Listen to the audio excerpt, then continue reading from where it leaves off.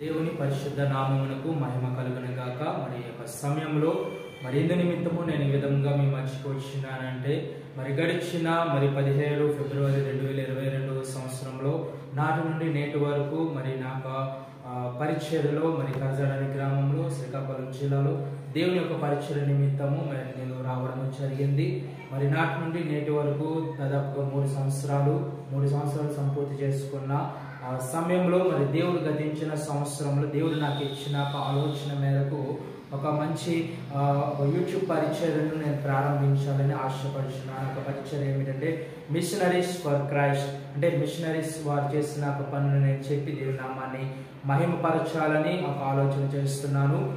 దేవుడు నాకు ఎందుకు ఈ యొక్క ఆలోచన లేకపోతే ఎందుకు నేను ఈ యొక్క టాపిక్ నేను తీసుకున్నానంటే, చరిత్రలో మనం చూసుకున్నంటే Christian missionary from the first century onwards ఇప్పటి వరకు కూడా చాలా మంది మిషనరీస్ వారు ఎంతో త్యాగపూరితమైన సేవలు మన భారతదేశానికి ప్రాముఖ్యంగా వాళ్ళు అందించున్నారు.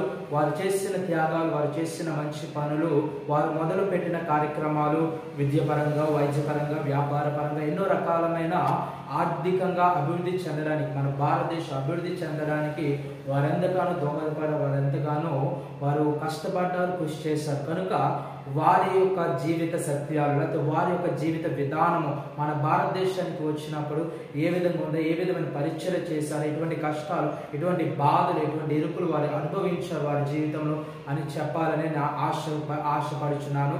ఎందుకంటే మనం ఇప్పుడు అనుభవిస్తున్న ప్రతిది కూడా వారి వెనక, మనం అనుభవిస్తున్న ప్రతి ఒక్క వస్తువు వెనక లేకపోతే ఏదైనా దాని వెనక వారు చేసిన మిషనరీ చేసిన గొప్ప కృషి ఉంది. కనుక ఆ అంశమును నేను మీతో పంచుకోవాలని ఆశపడుతున్నాను. కనుక అసలు మిషనరీ అంటే ఎవరు అంటే, మిషనరీ అనే పదానికి పంపబడిన వారు అంటే పరిశుద్ధాత్మ ద్వారా, దేవుని ద్వారా పంపబడిన వారు, లేకపోతే ఒక ఆర్గనైజేషన్ ద్వారా పంపబడిన వారిని మిషనరీస్ అంటారు. వాళ్ళు వారి కుటుంబాన్ని, స్నేహితులను, ఇరుగు పొరుగు వారిని ప్రతి సమస్తమును కూడా విడిచిపెట్టి ఒక కొత్త దేశంలో, ఒక కొత్త ప్రాంతానికి వారు వచ్చి క్రీస్తు ప్రేమను అనేకులకు చాటే విధంగా చేసే పరిచర్యని మిషనరీ పరిచర్య అని అంటారు.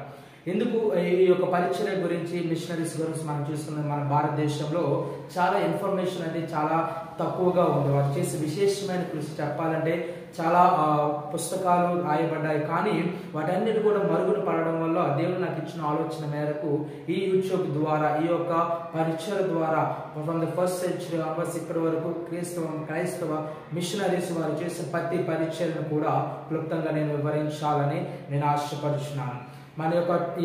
ఈ యొక్క పరిచర్య ద్వారా నా మెయిన్ టార్గెట్ ఏంటంటే అవర్ క్రిస్టియన్ కమ్యూనిటీ, క్రైస్తవ సమాజమే నా ప్రాముఖ్యమైన టార్గెట్గా. ఎందుకంటే మనము ముందుగా అవగాహన కలిగినట్లయితే మన క్రైస్తవ పరిచయాలు, క్రీస్తుని వెంబడించిన వారి గతంలో వారు చేసే విశేషమైన సేవ పరిచయను మనము గుర్తించగలిగి, మనకి మన యొక్క సంఘాలకు లేదా మన దేశానికి, మన రాష్ట్రానికి వారు చేసిన కృషిని మనం ముందు తెలుసుకున్నట్లయితే అప్పుడు మన ఇతరులకు చెప్పేవారిగా, తెలియజేసేవారిగా మనము ఉండగలుగుతాం. కనుక ముందుగా ఆ యొక్క పరిచర్య ద్వారా మన క్రిస్టియన్ కమ్యూనిటీ ఎక్కువగా దేవునిలో ఎదగాలి, దేవుని ఎందుకు తెలుసుకోవాలి, దేవుని కొరకు అనేకమైన గొప్ప గొప్ప కార్యాలు చేసి వారి యొక్క మిషనరీస్ గురించి, వారి యొక్క జీవిత సత్యాల గురించి, వారి యొక్క జీవిత విధానాల గురించి తెలుసుకోవాలని ఒక ఆలోచన, నాకు ఆశ, నా వాంఛ.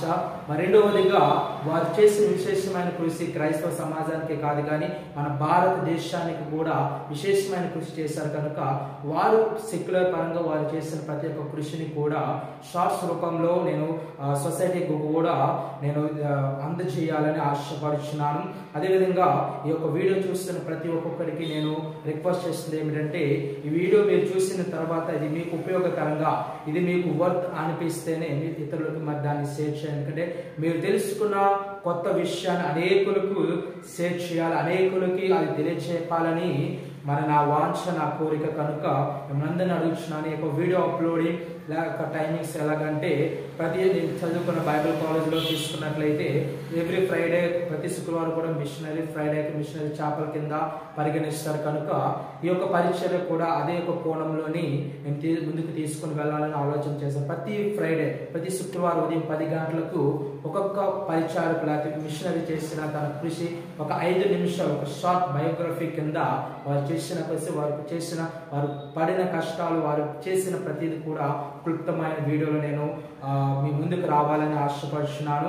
అదేవిధంగా షార్ట్స్ రూపంలో సెక్యులర్ పరంగా వాళ్ళు చేసిన మన భారతదేశ సొసైటీకి చేసిన పరిచయం కూడా షార్ట్స్ రూపంలో అదే రోజు 6 గంటలకి షార్ట్స్ రూపంలో నేను రిలీజ్ చేయడం జరుగుతుంది. కనుక ప్రతి ఒక్కరూ ఈ యొక్క యూట్యూబ్ పరిచర్య గురించి ప్రార్థించవలసిందిగా కోరుచున్నాను. మీ అమూల్యమైన సమయంలో కొంత సమయాన్ని వీడియో వీక్షించి రానున్న వీడియోలు కూడా మీరు వీక్షించి అనేకులకు దాన్ని మీరు తెలియజేయాల్సిందిగా నేను కోరుచున్నాను. ఈ వీడియోని చూస్తున్న నా దైవ సేవకులకు, స్నేహితులకు, శ్రేయోభిలాషుల కుటుంబ సభ్యులకు అందరినీ కూడా పేరు పేరున మీకు వందనాలు తెలియజేస్తున్నాను. ఈ యొక్క పరిచయ నిమిత్తం ప్రార్థించండి.